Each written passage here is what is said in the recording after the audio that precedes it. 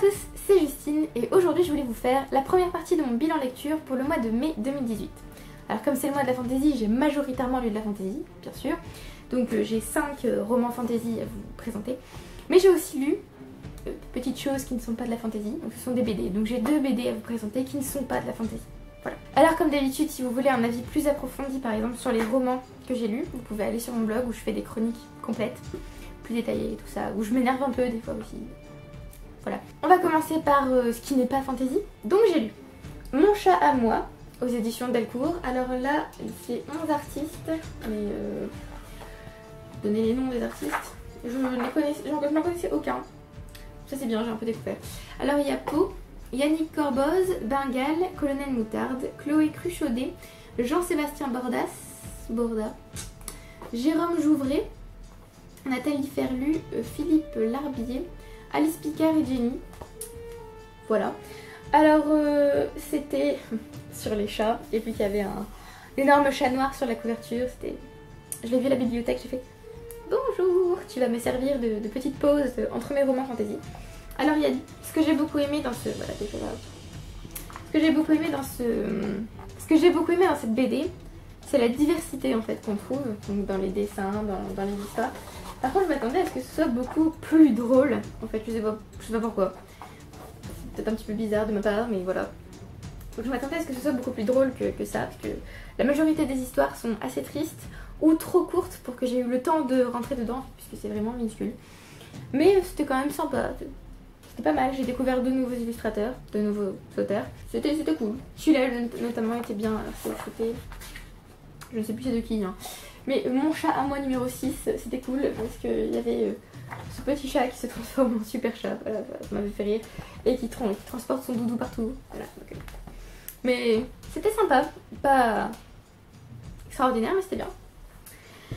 Et j'ai aussi lu Les Gardiens de la Galaxie tome 1 Cosmic Avengers. Bien sûr il n'y a pas le titre du tome 1 hein, voilà. Ne croyez pas que c'est moi qui l'ai inventé. Alors, depuis que j'ai vu les films Gardiens de la Galaxie, j'adore. Du coup j'avais très envie de découvrir les comics, donc je l'ai emprunté. D'ailleurs il me semble qu'ils ont jusqu'au tome 4. Donc je sais pas jusqu'où on est sorti dans la série, mais ils ont le tome 4. C'était cool, hein, j'aime beaucoup les personnages, j'ai beaucoup aimé les graphismes, c'était sympa. Par contre je sais pas trop situer l'histoire en fait. Je sais pas trop comment dire, où ça se situe dans l'énorme épopée des gardiens. Donc il y a Iron Man ici dans l'aventure, donc c'était cool. Il y avait de l'action, c'était sympa. C'était mieux que le dernier comics que j'ai lu. Voilà. En même temps le dernier comics c'était un DC Comics. Je sais pas si ça joue mais... Voilà, en fait j'ai lu énormément de DC Comics mais très peu de Marvel. Du coup peut-être que je m'y mette un jour. C'était bien. Et à la fin, alors ici donc c'est une aventure, voilà, normale. Sauf qu'en fait à la fin, c'est assez abrupt et on arrive sur l'histoire personnelle en fait des gardiens.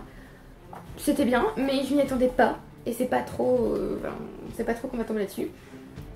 Donc voilà, je me suis dit, bon d'accord. Donc c'était cool et je compte continuer. Alors maintenant on passe au roman. On passe au roman fantasy maintenant. Alors, j'ai commencé et poursuivi, surtout commencé en fait, beaucoup de séries. Au secours. Alors, j'ai commencé le mois avec Every Holiday Away de Shannon Maguire. C'est le premier tome de sa série Wayward Children. C'était génial. Je pense que je n'aurais pas pu mieux commencer mon mois, c'était super. Alors, déjà le sujet est cool. Rien que les prémices sont sympas. Ce sont des enfants en fait qui passent des portails et en fait ces portails mènent à des mondes qui leur conviennent parfaitement en fait. C'est chez eux quoi, c'est enfin, chez soi. Voilà, c'est génial. Et un jour, ce monde, ou le dirigeant de ce monde on va dire, les rejette pour x, y raison, voilà. Et ils se retrouvent dans notre monde et voilà, il faut qu'ils continuent à vivre et du coup ils sont envoyés dans le pensionnat d'Eleanor West, je ne me souviens plus exactement le nom. Mais en gros c'est dans ce pensionnat qu'ils sont envoyés. C'est là qu'ils doivent réapprendre à vivre, comprendre qu'ils ne retourneront peut-être jamais dans ce monde. Alors c'était formidable. J'ai vraiment hâte, en fait j'ai commandé le tome 2 tellement j'ai aimé. Du coup j'ai hâte qu'il arrive pour pouvoir le lire. D'ailleurs on suit dans le tome 2 deux personnages qui se trouvent dans ce tome. Donc on entre dans un des mondes en fait, voilà. Parce qu'ici on est dans le monde réel, on est dans l'école. Mais j'ai adoré la découvrir. Il y a de la diversité aussi, il y a un personnage asexuel. Et il y a un personnage, alors je ne sais pas s'il est transsexuel ou transgenre, je ne saurais pas vous dire. J'ai adoré les personnages. Nancy était adorable, je me suis beaucoup attachée à elle. J'ai aussi aimé Sumi, il me semble qu'elle s'appelle comme ça. J'ai une mémoire des noms en ce moment, c'est... Oui, voilà, Sumi. J'ai aussi beaucoup aimé Jill. Non, c'est Jack. Parce qu'en fait, il y a des... Non, c'est Jack que j'ai beaucoup aimé. En fait, il y a des jumelles qui s'appellent Jack et Jill. Et j'ai adoré l'une d'elles et l'autre, pas tellement. Donc j'ai adoré Jack. J'ai beaucoup aimé Cade aussi. J'ai aimé les réflexions qu'on a là-dedans. Enfin, c'était juste d'enfer. Pour ceux qui voudraient le lire, c'est pas encore traduit en français. Mais je pense que la langue est accessible. Donc peut-être lisez le premier chapitre sur internet en e-book ou alors sur Amazon puisqu'ils permettent de feuilleter les livres. Peut-être lisez le premier chapitre pour voir si c'est trop dur ou pas.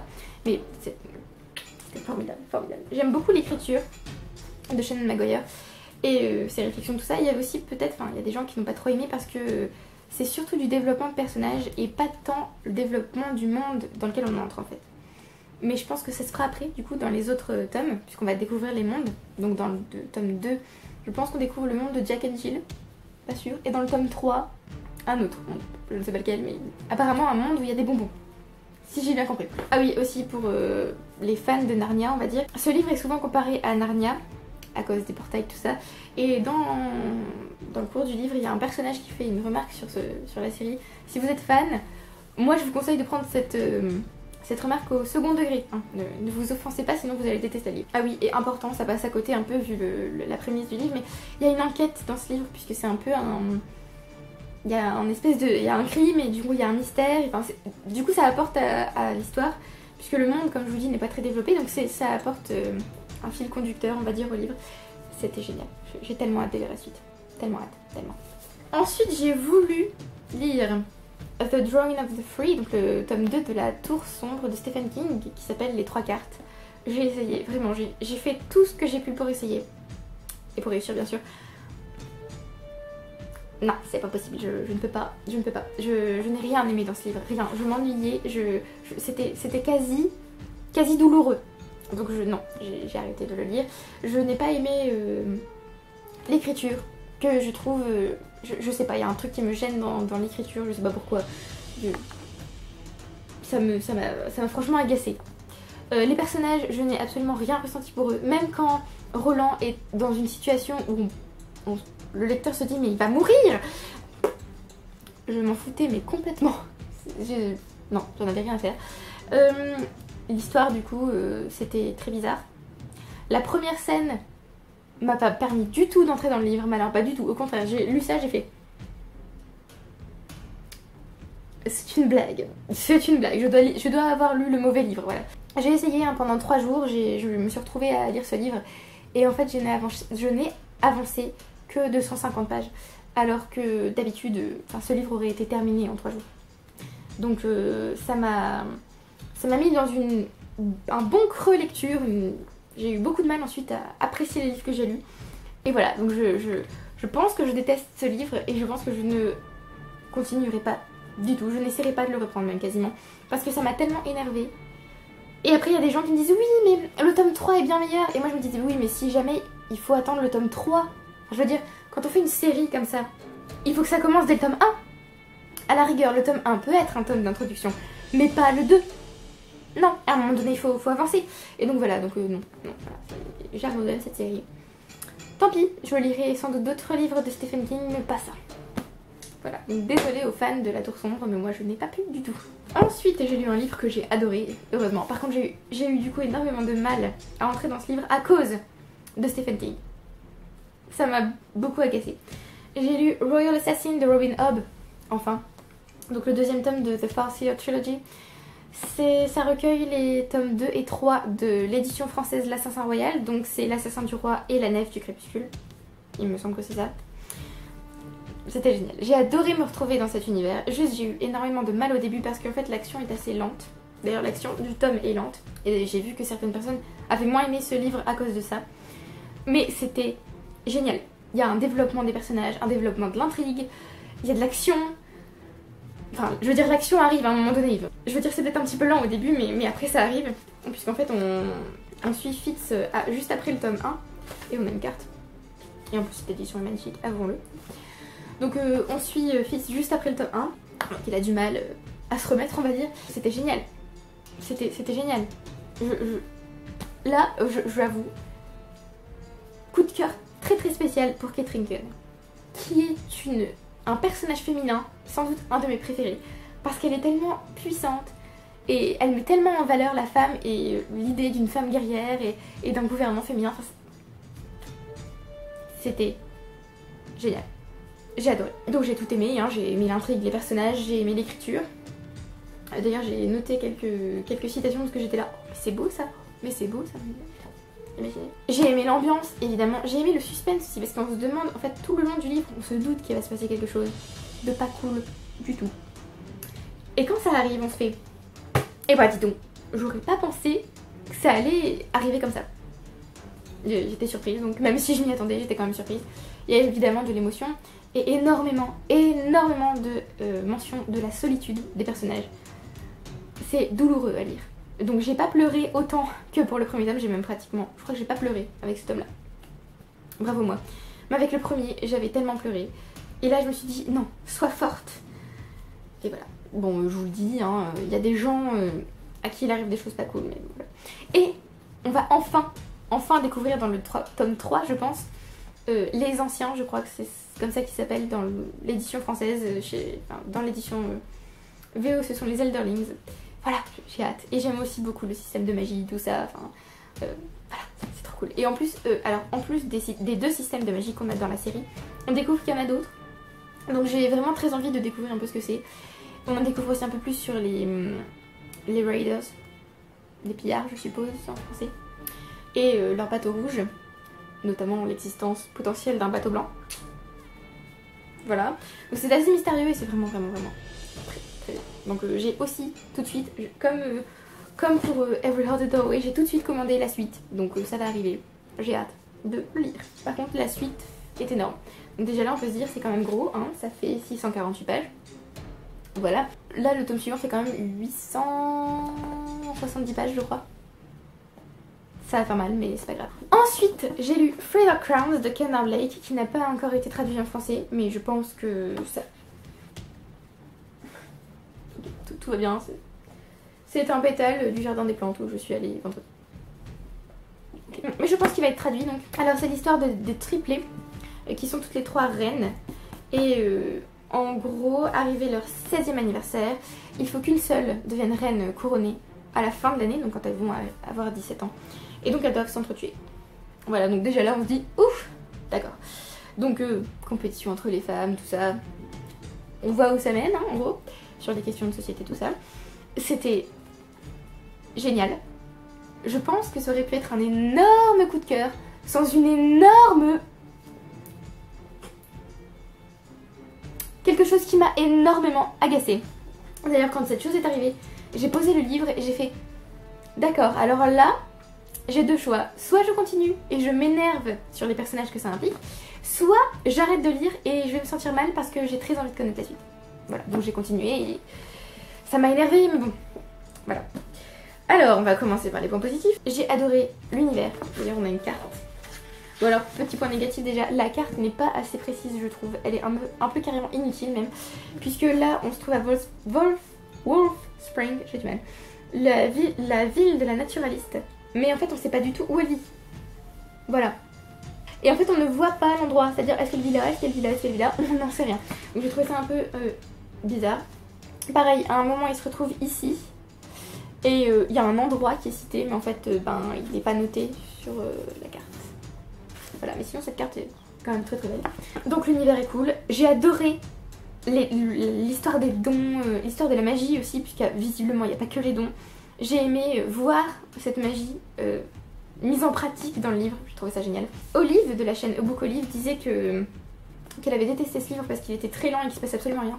Mais moi j'ai trouvé plutôt que c'était un tome d'introduction. En fait on découvre les reines, donc on découvre Mirabella, Catherine et Arsinoé, sachant que Mirabella est l'élémentaliste, Catherine l'empoisonneuse et Arsinoé la naturaliste.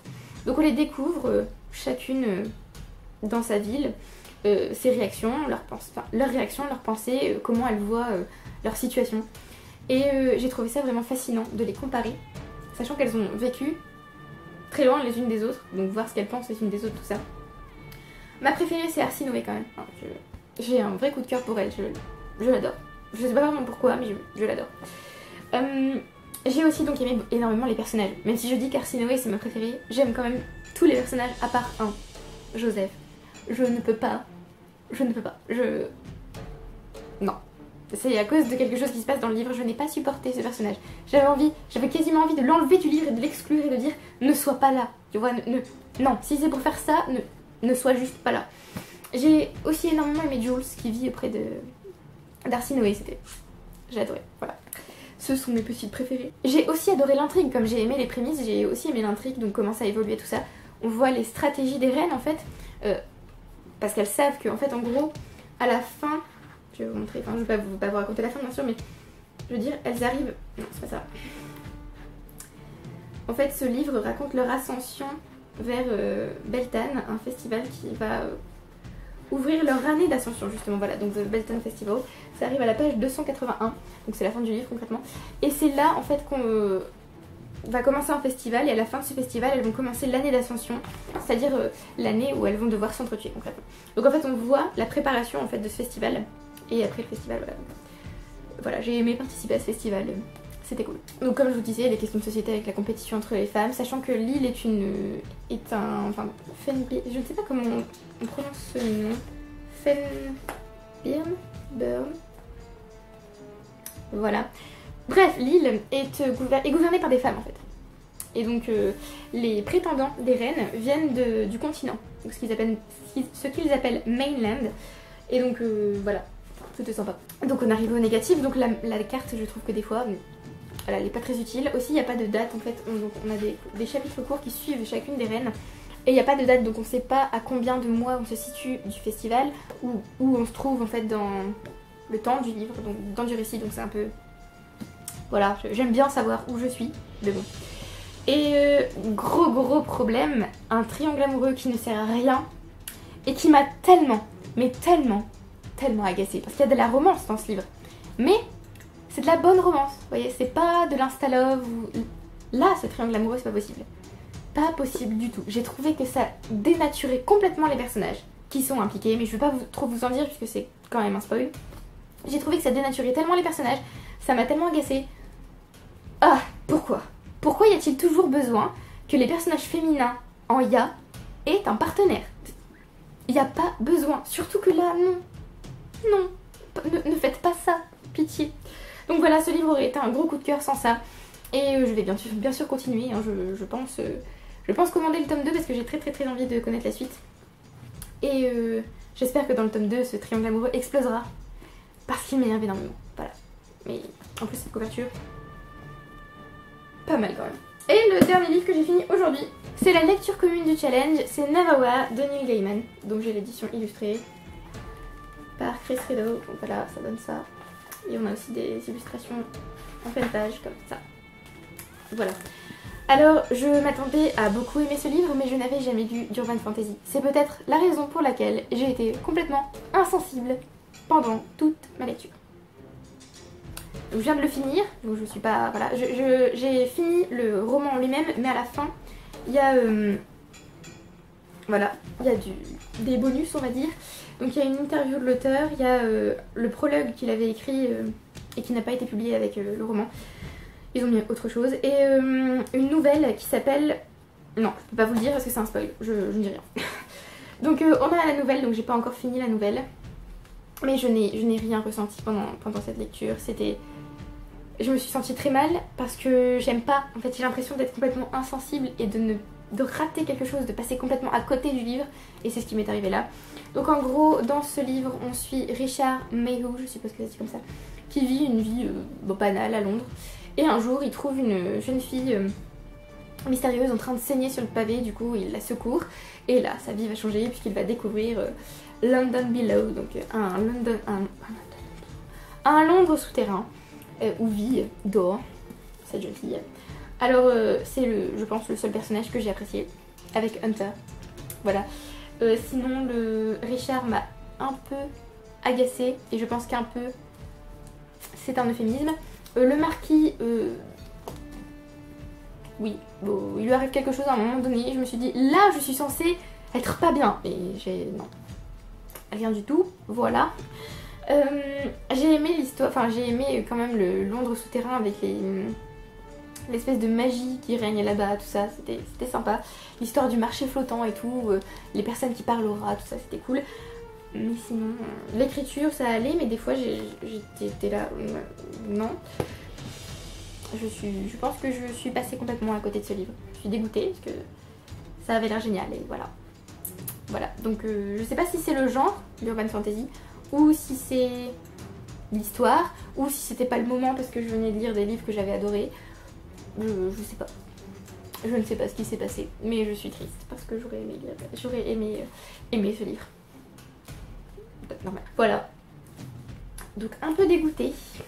C'est vous dire, j'étais tellement pas dedans que quand il y avait des twists ou des rebondissements de situation où j'étais censée être surprise et être « Waouh mon dieu !» Et non. J'ai continué ma lecture stoïquement. Et là je me suis dit, il y a un problème. D'ailleurs j'ai hésité à arrêter de le lire, puisque je me suis dit peut-être qu'il va me bloquer exactement comme les 3 cartes. Mais non, donc je l'ai fini et je suis déçue. Mais je continuerai bien sûr à lire Neil Gaiman. Juste, voilà. Dommage. Donc voilà, c'est tout pour cette vidéo. Donc je vais vous montrer tout ce que j'ai lu d'un coup. Voilà, ça donne ça. Pas mal, hein. Ça va. J'avais mal commencé mon mois à cause de Stephen King, mais bon, ça s'est bien passé. Donc voilà, cette vidéo est terminée. Je n'ai pas du tout compté les points parce que j'ai complètement oublié. Donc je vous les mettrai dans le bilan de la fin du mois, comme ça on aura tous les points, tout ça, ce sera mieux. Voilà. Donc cette vidéo est terminée, merci beaucoup de l'avoir regardée jusqu'au bout, j'espère que vous avez apprécié. Merci à ceux qui s'abonnent, merci beaucoup. Merci à ceux qui regardent les vidéos et qui commentent. J'aime beaucoup parler avec vous en commentaire, c'est sympa. Dites-moi si vous avez participé au mois de la fantasy, ce que vous avez lu pour le moment, si vous avez apprécié vos lectures, si vous avez lu ces livres et si vous les avez appréciés. Et on se retrouve bientôt pour une prochaine vidéo. Bye!